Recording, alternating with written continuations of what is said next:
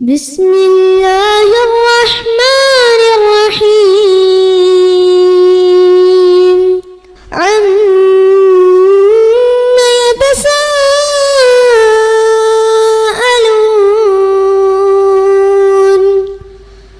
عن النبأ العظيم الذي هم فيه مختلفون كلا سيعلمون ثم كلا سيعلمون. அஸ்ஸலாமு அலைக்கும் வரஹ்மத்துல்லாஹி வபரகாத்துஹு. கண்ணியம் வாய்ந்த எல்லாம் அல்ல அல்லாஹுவின் நல்லடியார்களே, அல்லாஹ்வுடைய அருள்பெரும் கிருபையினால் இந்த புனிதம் மிகுந்த ரமலானுடைய மாதத்தில் நம்முடைய இறை அச்சத்தினுடைய அளவு அதிகமான காரணத்தினால் அல்லாஹ்விடத்துல அன்பையும் அருளையும் எதிர்பார்த்தவர்களாக இந்த இரவு தொழுகையை முடித்துவிட்டு இந்த சொற்பொழிவு உரையை கேட்பதற்காக நாம் அமர்ந்திருக்கிறோம். இந்த அழகான தருணத்தில் நேர்வழி பெற்றோர் என்கிற தலைப்பின் கீழ் பேசுமாறு என்னை பணித்திருக்கிறார்கள். அதென்ன நேர்வழி பெற்றோர்? பொதுவாக இந்த உலகத்தை பொறுத்தவரையில் அல்லாஹு ரப்புல் ஆலமீன் கோடிக்கணக்கான உயிரினங்களை இந்த உலகத்திலே படைத்திருக்கிறான். ஆனால் அந்த படைப்பினங்களின் பண்புகளை எல்லாம் விட சிறந்த படைப்பாக மனிதர்களை படைத்திருக்கிறார். அதனால தான் அல்லாஹு ரப்புல் ஆலமீன் தனது திருமறையிலே சொல்லுகிற பொழுது மினல் ஜின்னி வல் இன்சி இல்லா லியஹ்புதூன், மனிதர்களையும் ஜின்களையும் என்னை வணங்குவதற்காகவே அல்லாஹ் படைத்திருக்கிறான். அப்ப அல்லாஹ் ரப்புல் ஆலமீன் எத்தனையோ கோடான கோடி உயிரினங்களை படைத்திருந்தாலும் அந்த படைப்பினங்களுக்கெல்லாம் ஒரு நேர்வழி என்கிற பாதை கிடையாது. அந்த மிருகங்களுக்கு தவறான பாதை சரியான பாதை என்கிற விசாரணையும் கிடையாது. அப்ப யாருக்கு விசாரணை இருக்கிறது என்று சொன்னால் மனிதர்களாக இருக்கக்கூடிய நமக்கும் ஜின்களுக்கும் தான் இந்த நேரான பாதையும் தவறான பாதையும் வடிவமைக்கப்பட்டிருக்கிறது. அதனால தான் அல்லாஹ் ரப்புல் ஆலமீன் தனது திருமறையிலே சொல்லுகிற பொழுது மனிதர்களையும் ஜின்களையும் பற்றி அல்லாஹ் பேசுகிறான். அல்லாஹ் சொல்லுகிறான், மை இதுகில்லாஹு ஃபஹுவ முஹ்ததி, யாருக்கு இறைவன் நேர்வழி காட்டுகிறானோ அவர் நேர்வழி பெற்றவராவார். யாருக்கு இறைவன் வழிகேட்டில் விட்டு விடுகிறானோ அவர் வழிகெட்டவன் ஆவான். அப்போ நேர்வழி என்பது இறைவன் நமக்கு அருள வேண்டிய ஒரு பாக்கியம். வழிகேடு என்பது இறைவன் நம்ம மீது கோபத்துல கொடுக்கக்கூடிய ஒரு பரிசு. இப்ப இந்த நேர்வழி வழிகேடு ரெண்டு தான், இது தாண்டி ஒண்ணு கிடையாது. எப்படி சரி தப்பு என்கிற ஒரு பண்பை தாண்டி நடுநிலை என்று ஒன்று இல்லையோ, அதே போன்று இந்த கொள்கையிலே நாம் வாழ்ந்து மரணிக்கிற பொழுது ஒன்று நேரான பாதை, மற்றொன்று தவறான பாதை. அதனால தான் நம்ம ஒவ்வொரு நாள் தொழுகையிலும் நாம குர்ஆனுடைய ஆயத்துகளை ஓதுகிறோம். நபியே பெருமானார் ஸல்லல்லாஹு அலைஹி வஸல்லம் அவர்கள் குறிப்பிட்டார்கள், நாம அல்லாஹ்விற்கு எத்தனையோ கிரியைகளை செய்கிறோம், யாருக்கும் மாற்று கருத்து இல்லை. ஆனால் அந்த கிரியைகளில் மிக முக்கியமான ஒரு கிரியை தொழுகை, சலாத். அந்த சலாத்தை பொறுத்தவரையில் நபிகளார் சொன்னார்கள், அல்ஹம்து சூரா, அல் ஃபாத்திஹா என்கிற ஒரு சூறாவை ஒரு மனிதன் ஓதாவிட்டால் தொழுகை இல்லை. நீங்க அல் பக்ராவே மரணம் பண்ணியிருக்கிறேன், நான் அல் பக்ராவை ஓதுவேன், அல்ஹம்து சூரா ஓத மாட்டேன் அப்படின்னா தொழுகை ஏற்றுக்கொள்ளப்படாது.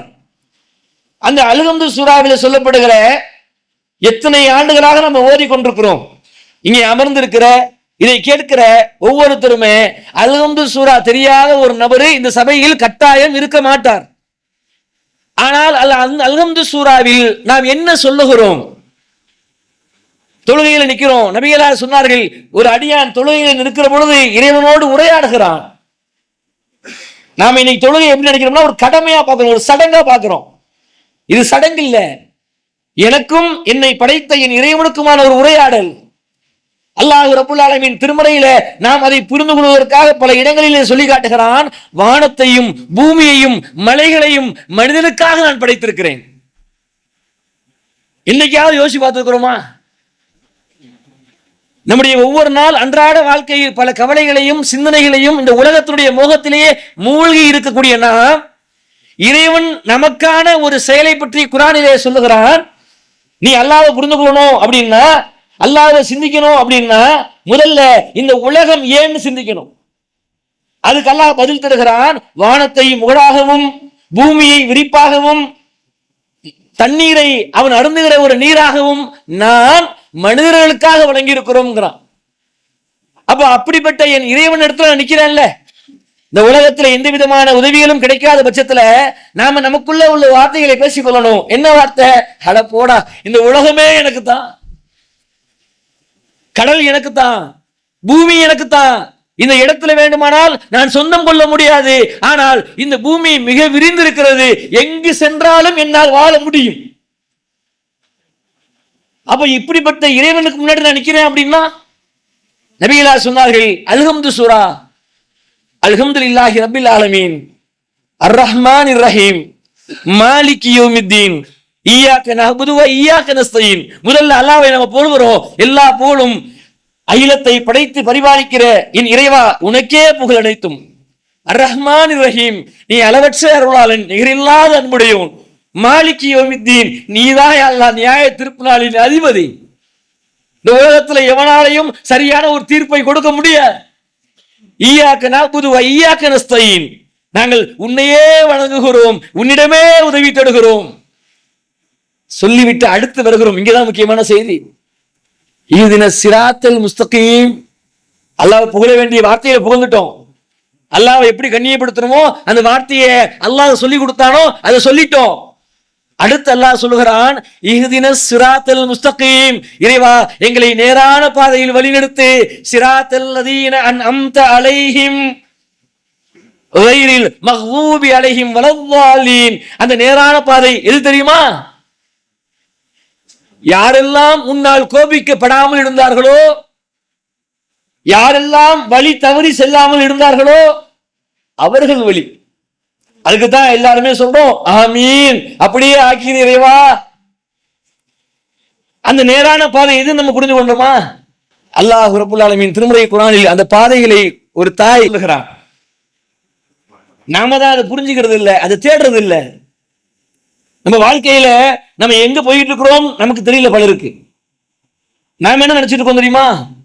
நம்முடைய வாழ்க்கையை பொறுத்தவரையில் இன்றைக்கு நான் 20 வயதுல இருக்கிறேன், 25ல இருக்கிறேன், 30ல இருக்கிறேன்னா திருமணம் ஆயிருக்கணும், கொஞ்சம் சொத்து சேர்த்து இருக்கணும், ஒரு வீடை கட்டி இருக்கணும், எனக்கு ஒரு வருமானம் வரணும், நான் இறந்த பிறகு என் குடும்பத்துக்கு ஒரு வருமானம் வரணும், நான் உலகத்துல சமூகத்துல ஒரு செல்வந்தனா இருக்கணும், எனக்கு ஒரு கண்ணியம் இருக்கணும்.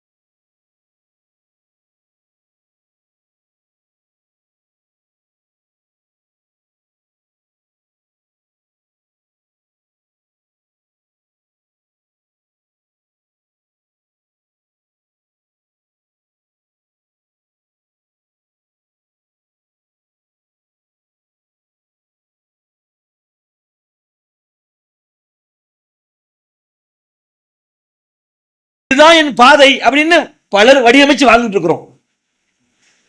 அது பாதை இல்லை, அதெல்லாம் ஆட்டோமேட்டிக்கா நடக்கும். அதெல்லாம் ஆல்ரெடி எல்லாம் எழுதிட்டான். எனக்கு என்ன உணவு கிடைக்கணும், என்ன உடை கிடைக்கணும், என்ன உறவு கிடைக்கணும், நான் எப்படி வாழ போறேன், எத்தனை ஆண்டுகள் வாழ போறேன், நாளைக்கு என்ன கிடைக்கும், நாளைக்கு எப்போ சாவேன், எல்லாம் ரெஜிஸ்டர்டு. இதை நீங்களும் நானும் மாற்ற முடியாது. சொல்லிவிட்டு அல்லாஹ் ரப்புல் ஆலமீன் சொல்லுகிற அந்த செய்தியை பாருங்களேன். அத்தௌபா, பாவ மன்னிப்பு என்கிற ஒரு அத்தியாயம் திருக்குரானில் இருக்கிறது. அந்த அத்தியாயத்தை பற்றி அல்லாஹ் பேசுகிறான். எவ்வளவு கோபத்துல பேசியிருப்பான்னு பாருங்க. எல்லாத்தையும் கொடுத்துட்டேன் உனக்காக, என்ன கொடுக்கல? நீ இந்த உலகத்துல என்னெல்லாம் வாழணுமோ, எப்படி வாழ முடியுமோ அதற்கு தேவையான எல்லாம். ஆனால் அந்த அடியான் இறைவனை சிந்திக்கின்ற வகையிலே சிந்திக்காத காரணத்தினால் இறைவன் பேசுகிறான், வலக்கது ஸர்ஆனா லி ஜஹன்னம கஸீரம் மினல் ஜின்னி வல் இன்ஸ். மனிதர்களிலும் ஜின்களிலும் நரகத்திற்காகவே பலரை நாம் படைத்திருக்கிறோம். ரொம்ப அச்சத்திற்குரிய வசனம். அல்லாஹ்வே சொல்லிட்டான், நரகம் ஒன்று இருக்குது, அந்த நரகத்துக்கு போகிறதுக்காகவே மனிதர்கள்ல ஒரு கூட்டம் இருக்குது, ஜின்கள்ல ஒரு கூட்டம் இருக்குது, அதுல பலர் இருக்கிறாங்க, கட்டாயம் அங்கத்தான் போவாங்க. அப்படி போகக்கூடிய அந்த நபர் யார்? அதை இறைவன் பேசுகிறான். லஹும் குல்புன், அவர்களுக்கு உள்ளங்கள் இருக்கும்.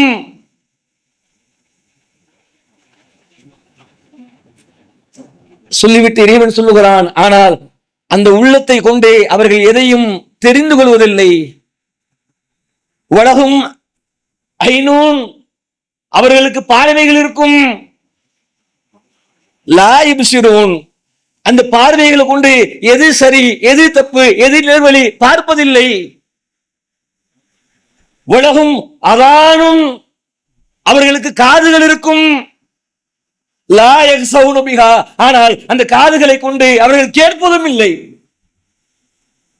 என்னென்னவெல்லாம் ஒரு மனிதன் தன் வாழ்நாளில் முக்கியம் என்று நினைப்பான்றோ எல்லாத்தையும் அல்லாஹ் சொல்லிட்டான். அவனுக்கு உள்ளம் இருக்கும், ஆனா அந்த உள்ளத்தை கொண்டு அவன் எதையும் தெரிந்து கொள்வதில்லை.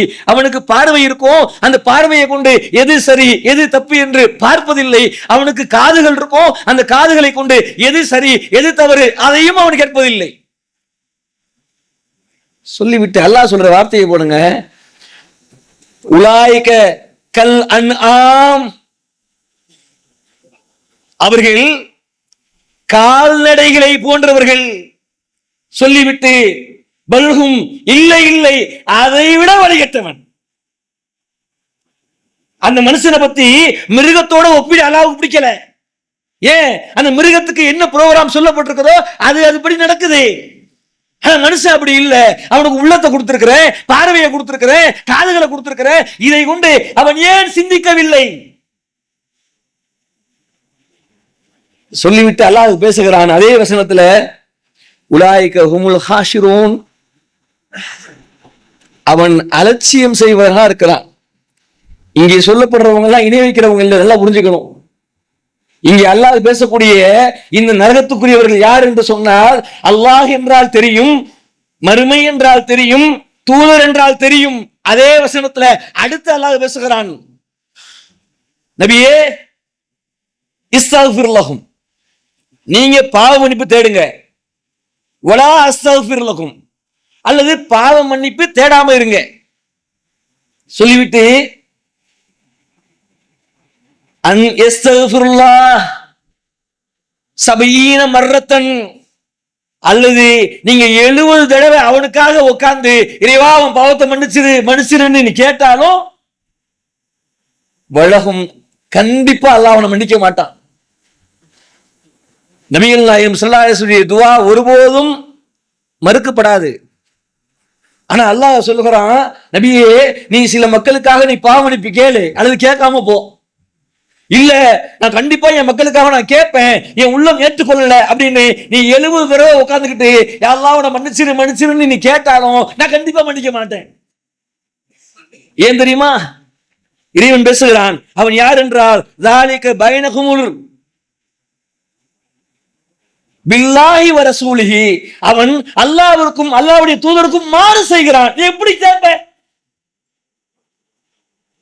கொஞ்சம் இங்க உட்கார்ந்து இருக்கிற ஒவ்வொருத்தருமே யோசித்து பார்க்கணும். அல்லாஹ் சொல்லுகிறான், நபியே உங்களுக்காக பாவ மன்னிப்பு தேடினாலும் அதை நான் ஏத்துக்க மாட்டேன். அவங்க யார் தெரியுமா? பில்லாஹி வ ரசூலிஹி, அல்லாஹ்வுக்கும் அல்லாஹ்வுடைய தூதருக்கும் மாறு செய்கிறார்கள். அந்த மாறு செய்யக்கூடிய மக்கள் யார்? குர்ஆனிலே அடுத்த வசனத்திலே அல்லாஹ் பேசுகிறான், தபூக் போர்க்களத்திற்கு போன சில நபி தோழர்கள், இவங்கெல்லாம் காபிர்கள் கிடையாது, முனாஃபிகள் கிடையாது. நல்ல விளங்கணும். இங்கே அல்லாஹ் பேசக்கூடிய அந்த மக்கள் யார் என்றால் நபிகள் நாயகம் ஸல்லல்லாஹு அலைஹி வஸல்லம் அவர்களோடு இருந்த நபி தோழர்கள், இந்த இஸ்லாத்திற்காகவே தங்களுடைய வாழ்க்கையை அர்ப்பணித்தவர்கள். தபூக்குடைய யுத்தத்திற்கு நபிகள் நாயகம் ஸல்லல்லாஹு அலைஹி வஸல்லம் எல்லா மக்களையும் கிளம்ப சொல்கிறார்கள். யாரெல்லாம் உறுதியா இருந்தாங்களோ அவங்க எல்லாம் தன்னுடைய துணிமணி, உணவு எல்லாத்தையும் கொண்டு சபைக்கு வந்துட்டாங்க. சிலர் வரல. அதை நம்ம கவனிக்கணும். அந்த வராத மக்கள் என்ன பண்றாங்க? குர்ஆன்ல அல்லாஹ் பேசுகிறான், வகால லா தன்ஃபிரு ஃபில் ஹர்ரி. இப்போ வெயில் கொஞ்சம் அதிகமா அடிக்குதே. அவங்க சொன்ன வார்த்தை, ரசூலுல்லாஹ் போருக்கு கூப்பிடுறாங்க, நீங்க எல்லாம் வந்துட்டீங்க, ஆனா வெயில் கொஞ்சம் அதிகமா இருக்குதுப்பா, இப்ப நம்ம போய் ஆகணுமா?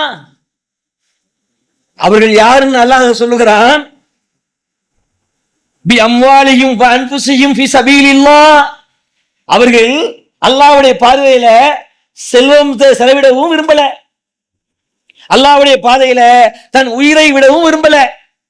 அவங்க தான் சொல்லிட்டு இருக்கிறாங்க, வெயில் ரொம்ப அதிகமா இருக்குது, நம்ம அப்புறம் வேணா போலாமா அப்படிங்கிறாங்க.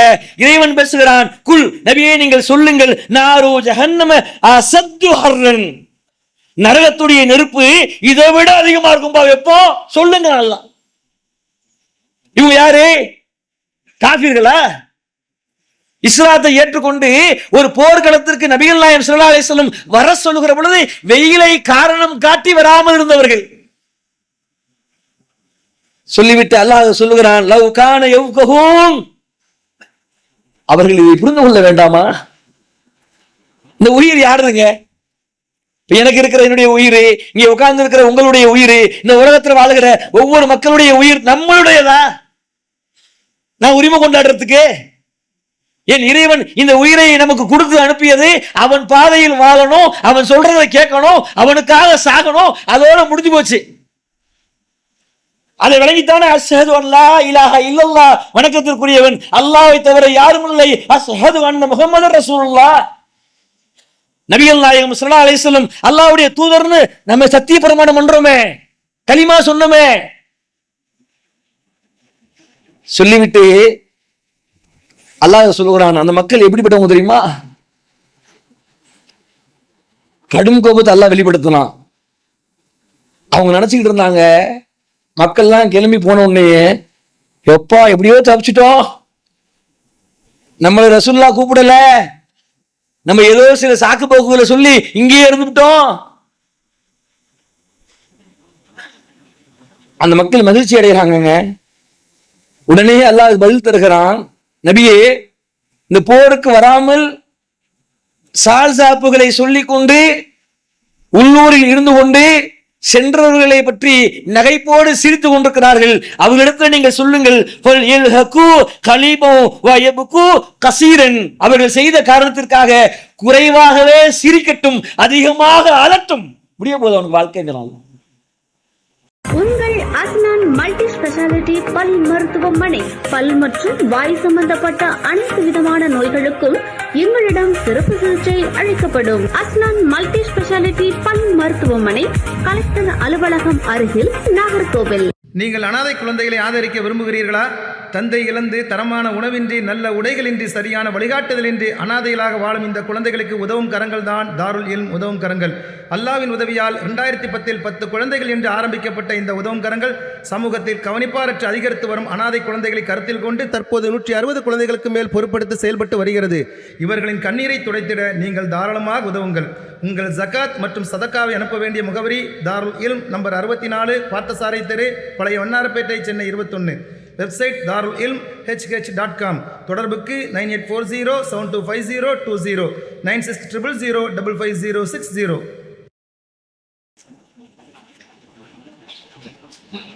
அவன் பண்ண காரணத்துக்கு சிரிக்கிறான். எப்படி சிரிப்பு வருதுன்னு கேட்கிறான் அல்லாஹ். அதுக்கு உதாரணமாக கைபருடைய போர், நபிகள் நாயகம் ஸல்லல்லாஹு அலைஹி வஸல்லம் அவர்கள் அல்லாஹ் எப்படிலாம் தடமாற வைப்பான் பாருங்க.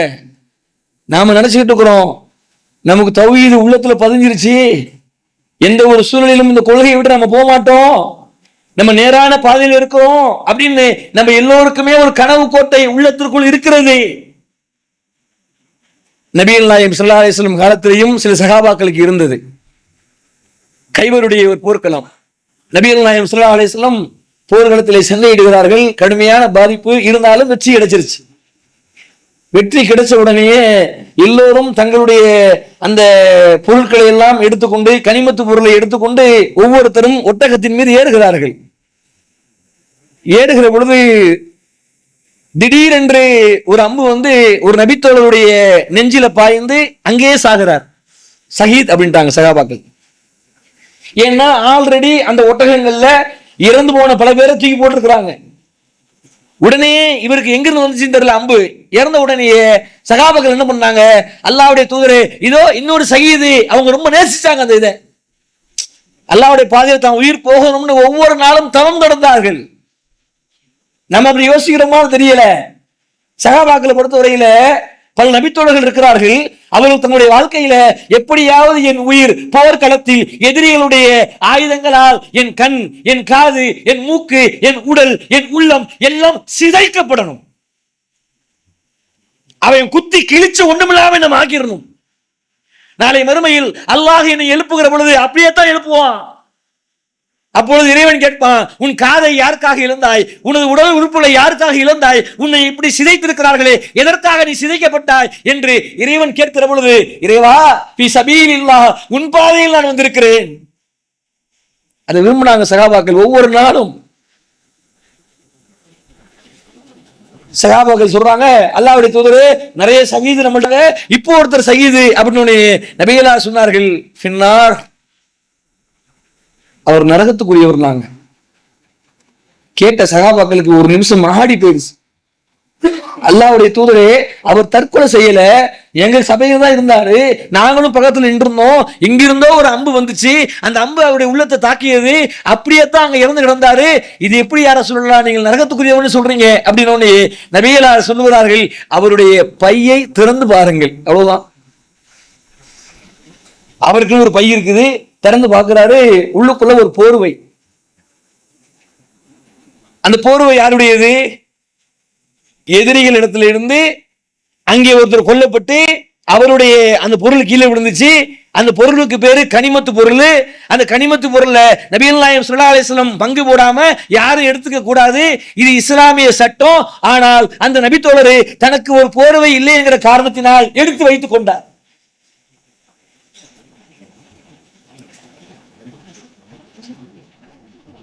சகாபாக்களுக்கு ஒரு வார்த்தையும் வரல, அப்படியே திகைச்சு போய் நிக்கிறாங்க. நபிகள் நாயகம் ஸல்லல்லாஹு அலைஹி வஸல்லம் சொல்லுகிறார்கள், அறிந்து கொள்ளுங்கள், இதை இறைவன் ஆணையிடுவதற்கு முன்பதாகவே பங்கிட்டுக் கொண்டார். இந்த போர்வையின் காரணத்தினால் இவர் நரகத்திற்கு சென்று விடுவார்.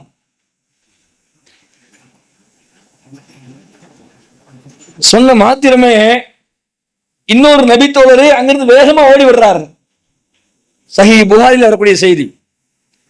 அல்லாஹ்வின் தூதரே, என் காலில் செருப்பு இல்ல, என் செருப்பு அறுந்து விட்டது, அந்த செருப்பினுடைய வார் எதிரியுடைய காலில் இருந்து கீழே விழுந்து இருந்துச்சு, அது அவனுக்கு பயன் இல்லை தானே, எனக்கு தேவைப்படுமே என்று நான் என் பையிலே எடுத்து வைத்திருக்கிறேன். நபிகளார் சொன்னார்கள், இது போதும் நீ நரகத்துக்கு செல்வது என்றார்கள். உடனே அவரு, அல்லாஹ்வின் தூதரே, எனக்காக நீங்கள் மன்னிப்பை தேடுங்கள், இதோ இந்த செருப்பின் வாரை இப்படியே ஒப்படைத்து விடுகிறேன். கொஞ்சம் யோசிச்சு பாருங்களேன், இந்த சகாபாக்கள் இஸ்லாத்திற்கு வந்தது நரகத்திற்காகவா? போர்களத்திற்கு வராம ஒளிஞ்சுக்கிட்டு இருந்தான். ஆனா இவங்க போர்களத்துக்கு வந்தாங்க, அல்லாஹ்வின் பாதையைத்தான் உயிரை விட்டாங்க, மறுமையைத்தான் முழுவதுமாக நம்பி வாழ்ந்தார்கள். ஆனால் நரகத்திற்கு சென்று விட்டார்கள். அதே கைபருடைய போரில் நபிகள் நாயகம் ஸல்லல்லாஹு அலைஹி வஸல்லம் ஒவ்வொரு மக்களையும் வழிநடத்தி கொண்டிருக்கிற பொழுது இன்னொரு நபித்தோழருடைய வீர தீர போர் கலையை பார்த்து மக்கள் எல்லாம் வியந்து போகிறார்கள். அல்லாஹ்வின் தூதரே, அவர் என்ன இப்படி சண்டை போடுறாரு? நம்மள சொல்லுவோம்ல, சில பேர் நல்லா கொஞ்சம் அப்படியே கட்டுமஸ்தா இருந்தா, பாய் நல்ல தரமா இருக்கிறாரு, நல்லா அடிக்கிறாரு அப்படிம்போம். சகாபாக்கள்ல ஒருத்தவங்க புகழ்றாங்க அப்படின்னா எந்த அளவுக்கு சண்டை போட்டுருப்பாருன்னு பாருங்க. சண்டை போடுறாரு எந்த அளவுக்கு, எதிரிகளை ஒருத்தனை உடலை குலை நடுங்க வச்சு சிதைக்கிறாரு. எதிரியுடைய படைக்கு உள்ள அப்படியே போய்கிட்டே இருக்கிறாரு. போகிற அந்த நேரத்துல சகாபாக்கள் சில பேர் வந்து சொல்றாங்க, அல்லாஹ்வின் தூதரே, அவர் பயங்கரமா சண்டை போட்டாரு, கண்டிப்பாக இது அவருக்கு பயன் அளிக்கும் அப்படின்னு சொல்லுகிற பொழுது நபிகளா சொன்னார்கள், பின்னார் நரகத்துக்கு போய்வார். நாங்க கேட்ட அந்த சகாபிக்கு சண்டை போடுறதுக்கு மனசே வரல. வந்தது போர்க்களத்துல எப்ப வேணா எதிரிகள் கொள்ளலாம், உயிர் போகலாம். ஆனால் அவருக்குள்ள ஒரு சந்தேகம் என்னன்னா, ஏன் அல்லாஹ்வின் தூதர் இந்த மனிதரை பார்த்து நரகத்துக்கு உரியவர் என்று சொன்னார் என்று சொல்லிவிட்டு எதிரிகளுக்கு மத்தியில சண்டை போட்டுக் கொண்டே அந்த நபித்தோழர் யார் வீரமாக இருந்தாரோ அவர் எங்கெல்லாம் போகிறாரோ இவரும் பின்னாடியே ஃபாலோ பண்றார். ஏன் ரசூலுல்லாஹ் சொன்னாங்க? அப்படியே போயிட்டே இருக்கிற பொழுது அந்த நபித்தோழர் சரியான ஃபைட்டு, அடின்னு அடிக்கிறாரு. எதிரிகள் பயங்கரமா தாக்குறான். எந்த அளவுக்கு தன்னுடைய உடலில் காயம்படாத இடமே இல்லைன்னு சொல்ற அளவுக்கு அந்த அளவுக்கு சிதைஞ்சிருச்சு. ஒரு கட்டத்துல வலி தாங்க முடியவில்லை, அப்படியே ஒதுங்குறாரு. ஒதுங்கி அந்த நபித்தோழர் தன் கையிலே வைத்திருந்த வாளை பாலைவன மணலிலே சொருகிவிட்டு அதன் கூர்முனையை தன் மார்பிலே வைத்துக் கொண்டு தன்னை தானே அழுத்தி தற்கொலை செய்து கொள்கிறார். இதை பார்த்த பின்தொடர்ந்து சென்ற அந்த நபித்தோழர் வேகமாக ஓடிவிடுகிறார். அல்லாஹ்வின் தூதரே, என் தாயும் என் தந்தையும் உங்களுக்கு அர்ப்பணமாகட்டும். வல்லதி நஃப்ஸிஹி பியதி, அல்லாஹ்வின் மீது ஆணையாக நீங்க எதை சொன்னீர்களோ அதை கண் முன்னே பார்த்தேன். அவர் தற்கொலை செய்து கொண்டார். யோசித்து பாருங்க, அந்த சஹாபியுடைய வாழ்வில் தற்கொலை செய்ய நினைச்சிருப்பாரா? அப்படி உயிருக்கு பயப்படுறவரா இருந்தாருன்னா போர்க்களத்துக்கு வந்திருப்பாரா? ஆனால் விதி மாற்றும் நம்ம வாழ்க்கையில் நடக்கும். நம்ம நினைச்சுக்கிட்டு இருப்போம், இல்ல நான் ரொம்ப பெர்ஃபெக்ட், நம்ம ரொம்ப தௌஹீதுல தெளிவா இருக்கிறோம். நபிகள் நாயகம் ஸல்லல்லாஹு அலைஹி வஸல்லம் அவர்கள் சில மக்களை பற்றி சொன்னார்கள். மக்கள் எல்லாம் இன்னல் அபுத லா யல்ஹமு ஃபிமா யரா அன்னாஸ், மக்களுடைய பார்வையில சில மனிதர்கள் நல்லவர்களாக தெரிவார்கள். சொல்லிவிட்டு நபிகளார் சொன்னார்கள், அமலா அஹலில் ஜன்னா, அவருடைய அமல் எப்படி இருக்கும்னா சொர்க்கத்துக்கு போறதுக்கு என்னென்னலாம் செய்யணுமோ அத்தனையும் பர்ஃபெக்டா செய்வாரு. அமலா அஹலில் ஜன்னா, அவருடைய அமல் எப்படி இருக்கும்னா சொர்க்கம் எதை நோக்கி இருக்குதோ அதை நோக்கி பயணிக்கக்கூடிய வகையில தான் அவர் தொழுகை இருக்கும், நோன்பு இருக்கும், ஜகாத் இருக்கும், ஹஜ் இருக்கும், அமல் முழுக்க அப்படியே இருக்கும். சொல்லிவிட்டு நபிகளார் சொன்னார்கள், ஆனால் இறுதியில் அவர் நரகத்துக்கு போயிடுவார். அடுத்து நபிகளார் சொன்னார்கள், அமலா அகலின்னார், சில மக்களே அவன் செய்கிற காரியத்தை பாத்தீங்கன்னா ஒன்னா நம்பர் அயோக்கியத்தனம், ஒன்னா நம்பர் ஃப்ராடுத்தனம், அவன் பண்றதை பாத்தீங்கன்னா சொர்க்கத்தின் வாடையை கூட அவன் நுகர மாட்டான்டா அப்படின்னு மக்கள் எல்லாம் பேசிக் கொண்டிருப்பார்கள். லமன் அஹ்லி ஜன்னா, ஆனா அவர் என்ன பண்ணுவார் தெரியுமா? சொர்க்கத்துக்கு போயிடுவாரு. சொல்லிவிட்டு நபிகளார் சொன்னார்கள், அறிந்து கொள்ளுங்கள், வ இன்னமல் அஹ்மாலு பிஹவாதிஹிம், ஒரு மனிதனுடைய இறுதி முடிவு எப்படி இருக்கிறதோ அதுதான் அவனுக்கான வெற்றி. இன்னைக்கு நம்ம சரியான பாதையில் இருக்கிற மாதிரி தெரியும், என்னுடைய இறுதி எப்படி இருக்க போகிறது? நபிகள் நாயகம் ஸல்லல்லாஹு அலைஹி வஸல்லம் ஒவ்வொரு நாளும் பிரார்த்தனை செய்தார்கள். அன்னை ஆயிஷா ரலியல்லாஹு அன்ஹா அறிவிக்கின்றார்கள், யா முகல்லிபல் குலூப், உள்ளங்களை புரட்டக்கூடிய எனது இறைவா, சப்பிஸ் கல்பி அலா தீனிக, எனது உள்ளத்தை உனது மார்க்கத்திலேயே நீ வழி நடத்து. ஏன்னா இந்த உள்ளம் தான் நம்ம தீர்மானிக்கும். நல்லவரு மாதிரியே இருப்போம், மௌத்து நேரத்துல இறைவன் விரும்பாத ஒரு பெரும் பாவத்தை செய்து மௌத்தாயிருவோம். இத்தனை ஆண்டுகள் நீ நல்லவனா வாழ்ந்திருக்கிறியன்னு சொர்க்கத்துக்கெல்லாம் அனுப்ப மாட்டான். அதனால தான் குர்ஆனிலே இறைவன் ஒரு துஆவை சொல்லுமாறு கற்றுத் தருகிறான். ஆல இம்ரான் 3வது அத்தியாயத்தினுடைய 8வது வசனம். இங்கே அமர்ந்திருக்கிற ஒவ்வொருத்தரும் நம்முடைய ஒவ்வொரு நேர தொழுகையிலும் அதை கட்டாயம் கேட்டே ஆகணும். என்ன துஆ? ரப்பனா, எங்கள் இறைவா, லா துஜ் குலூபனா பஅத இத் ஹதைதனா வ ஹப் லனா மின் லதுன்க ரஹ்மா. இறைவா, எங்களது உள்ளங்களை புரட்டக்கூடியவனே, எனது உள்ளத்தை உனது மார்க்கத்திலே நீ நிலைத்திருக்க செய்வாயாக அல்லாஹ். நீ எங்களுக்கு நேர்வழி காட்டிட்ட, அதுல இருந்து எங்களை நீ மாத்திராத. ரஹ்மா, உன்னுடைய அருளை எங்களுக்கு நீ வழங்கு. சொல்லிவிட்டு இன்னக அன்தல் வஹ்ஹாப், நீ மாபெரும் வல்லல் இறைவா, என்னை எப்படியாவது நேரான பாதையில கொண்டு போயிரு. திருக்குர்ஆன் நல்லா சொல்றான், இப்படி கேளுங்க. ஆனா இன்னைக்கு இந்த சம்பவத்தை வச்சு நம்ம வாழ்க்கைக்கு வருவோம்.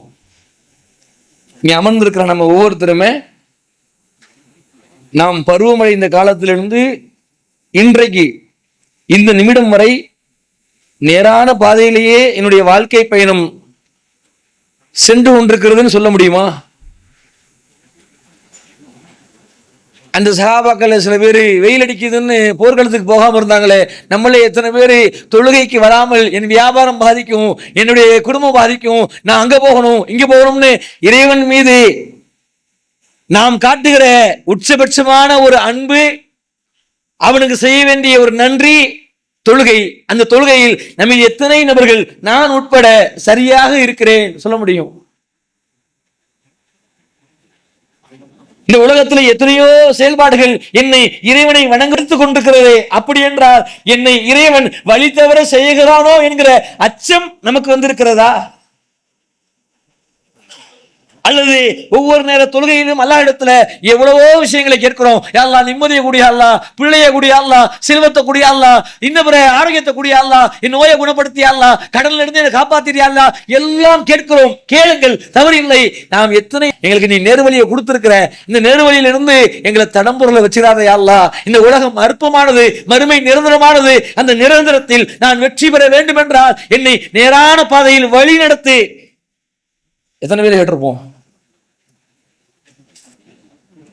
அதனால தான் நபிகள் நாயகம் ஸல்லல்லாஹு அலைஹி வஸல்லம் அவர்கள் சொன்னார்கள், நீங்கள் ஒவ்வொரு நாளும் அல்லாஹ்விடத்துல பிரார்த்தனை செய்யுங்கள், உள்ளங்களை புரட்டக்கூடியவனே, எனது உள்ளத்தை உனது மார்க்கத்தில் நீ வச்சிரு.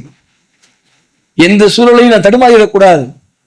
தடுமாறுகிற ஒரு சூழல் என் வாழ்வில் வருகிற பொழுது என்னை பாதுகாப்பதற்கு உன்னை தவிர யாரும் கிடையாது என்கிற எண்ணத்தை அல்லாஹ் உங்களுக்கும் எனக்கும் தந்தருள வேண்டும். இன்னும் எந்தெந்த காரியங்களில் எல்லாம் நேர்வழி தவறுகிறது என்பதை இன்ஷா அல்லாஹ் நாளைய தினம் பார்ப்போம். அஸ்ஸலாமு அலைக்கும் வரஹ்மத்துல்லாஹி வபரகாத்துஹு. அல்லாஹ்